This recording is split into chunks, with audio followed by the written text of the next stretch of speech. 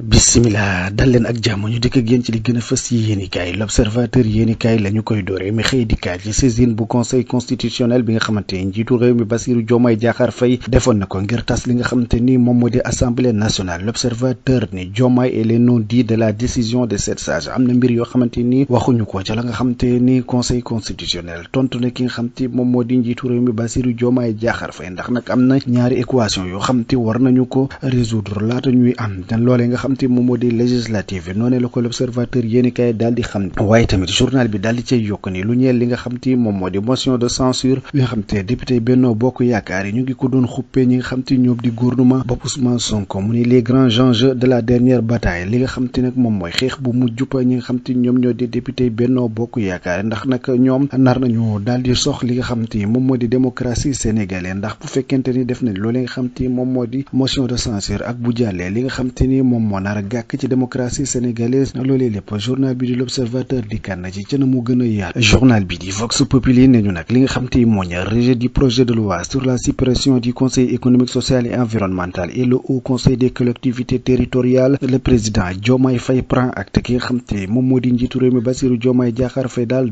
dina nangu dogal boobee nga xam te ni bàyyi ko na ci woy pëncum ndaw réew mi daal di gàntal la nga xam te moom moo nekkoon mébétam ngir daal di fi jëlee ñaari kër yooyu nga xam te ñoom ñoo di conseil économique social et environnemental ak au conseil des collectivités territoriales journal bi daal di ciy yokku ni lu ñeel wàllu motion de censure Abdou Mbow passe à l'acte na nga xam te noonu la ko xuppewoon defee na ko ni ndax nag moom daal dinay saisir ki nga xam te ni moom moo di président boobu assemblée nationale ngir nag ñu daal di dugal li nga xam te ni moom moo di motion de censure jëlee li nga xam te moo di gouvernement boobu Ousmane Sonko ngir nag daal di koy tas noonu la ko Vox Populi xamle waaye tamit mu daal di ciy yokku ni ki nga xam te moom moo di Thierno Bocoum daal di ne yëkkati ay kàddu jagleel ko la nga xam te moo xewoon foofee ca pencum ndawu réew mi mu ne nag la honteuse session extraordinaire mérite bien une motion de censure selon Thierno Bocoum mu ne la nga xamante ni moom moo di gàcce googee amoon foofee ca assemblée nationale nag war na mën a tax sax ñu daal di déposer li nga xam te moom moo di motion de censure ngir jële fi gouvernement bopp Ousmane Sonko noonu la ko Vox Populi xamle waaye moom la Ousmane Sonko sax dana dem fa nga xam te moom moo di ca dëkku Macky Sall amal fa ak ngaan foofee nga xam te moom moo di ca Fuuta niki juróom-ñetti fan ci weeru sàttumbar noonu la ko journal bii di Vox Populi daal di xamle waaye tamit le quotidien yéenikaay daal di ñëw wax ci li nga xam te moo ñeel Mortal Kombat acte 2 mu ne motion de censure Benno mais sa menace à exécution waa Benno Bokk Yaakaar lañ doon xuppe nguurug Sénégal daal di nañu cay yàgg nag waaye nag mu ne nag de 1962 à nos jours mu ne l'histoire des motions de censure ni ko dalee ci atum 1962 ba léegi Diomaye prend acte du rejet de son projet de loi moom nag jël na acte ci la nga xam te moo ñeel projet de loi boobee nga xam te daal di nañu koy gàntal noonu la ko le quotidien yéenikaay daal di xam ne journal bi ne itamit la nga xam te moo di coow li xew foofee nga xam te moom moo di ca ONAS l'avenir de Cheikh Tidiane Dièye en question noonu la ko journal le quotidien xam ne waaye tamit lu ñeel secteur BTP bâtiment et travaux publics waaye tamit lu jël wàllum construction les emplois ne sont plus bétonnés li nga xam te ni moo ñeel xëy mi ci wàllu woowee daal daanaka fi mu toll nii dëgëratul noonu la ko le quotidien yéeni kay daal di xam ne le grand panel nañu nag suite à l'ouverture d'une enquête sur l'affaire ONAS nay leer appel à la vigilance yi nga xam te ñoom ñoo bokk ci kuréel gi nga xam te moo la ñu duppee nay leer la ñu bëgg nag mooy ñu ànd ak vigilance ci coow loolee dépôt de la loi de motion de censure par Benno Bokk Yaakaar le grand panel nañu les contours de l'article 99 mu ne règlement intérieur boobu assemblée nationale au cœur de la confrontation mooy li nga xam te ni fi mu toll nii moo nekk ci wàllum confrontation ci li ñu leel boobu lépp projet de loi ngir tas gouvernement boobu Sénégal Walfadjri quotidien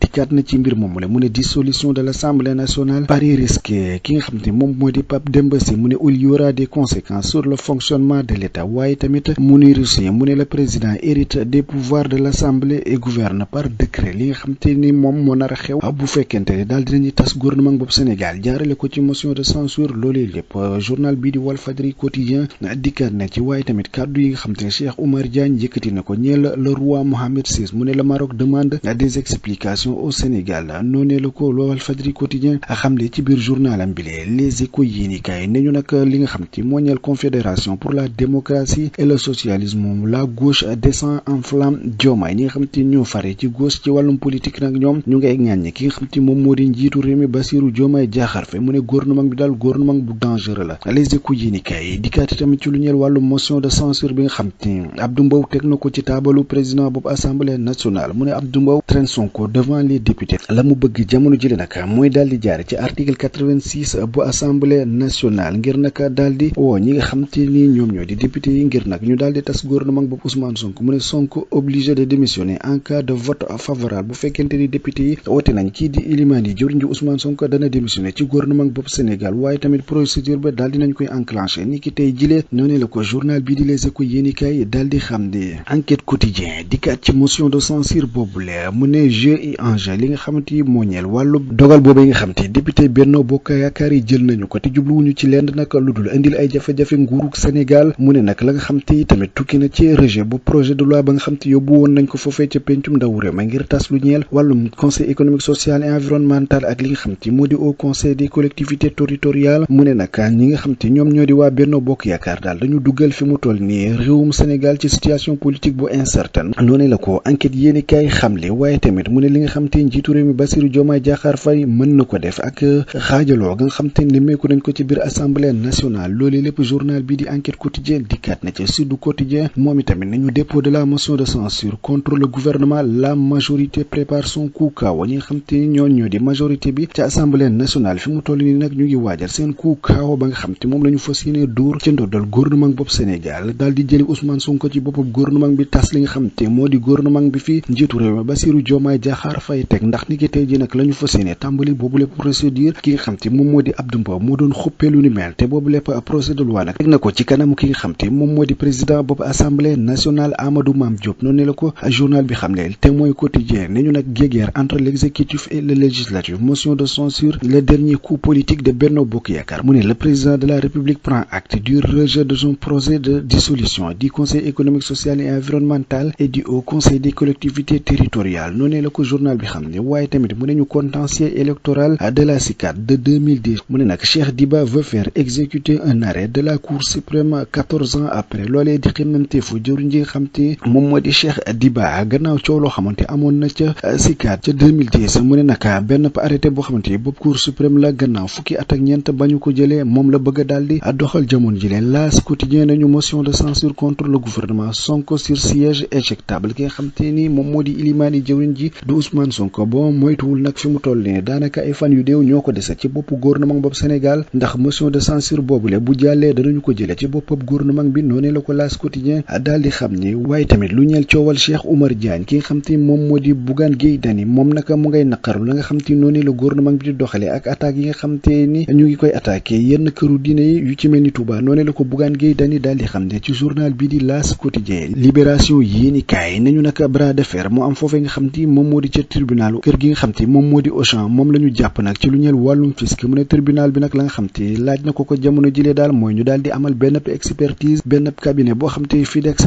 SDA la tuddoo laata ñuy daal di tranché nag ngir ñu xool li nga xam te moom moo ñeel fisc boobee nga xam te ni Auchan war na ko fay nguuru Sénégal libération yéeni kaay dikkaan na ci boobu lépp dossier ak na nga xam te ni noonee la demee waaye tamit journal bi nañu nag affaire yi nga xam te moo ñeel wàllum ONAS section de recherche tàmbali na liggéey boobu leen ce que le parquet a demandé aux gendarmes la nga xam te parquet bi moom la laaj ñii di gendarme yi ngir nag ñu daal di koy gëstu ci coow li nga xam te am na foofee ci ONAS journal bi di libération yéeni kaay dikkaat na ci l'info quotidien dikkaat na ci motion de censure ak li nga xam te mooy dissolution de l'Assemblée nationale la course contre la montre de Benno Bokk Yaakaar ñi nga xam te ñoom ñoo di député Benno Bokk Yaakaar li leen war jamono jile mooy naka daal di fexe déposer boobu lépp projet de loi de motion de censure naka laata ñuy àgg ci cëppaandaw gi ngir naka daal di tas li nga xam te moom moo di Assemblée nationale réew mi quotidien nañu nag velléité de concurrence déloyale dans le secteur médical maanaam ku jégoo xamante nemmeeku nañ ko ci bëri bu fajukaay ci réewum Sénégal mu ne nag parfum d'un grand scandale au CHU de Fann foofee nga xamante moom moo di hôpital Fann daal am na ji joo xamante ni am na fa ci lu ñeel ku jégoo xamante ni nemmeeku nañu ko ci biir béréb bu fajukaay noonu la ko journal bi xam ne tribune yéenikaay ne ñu Benno active la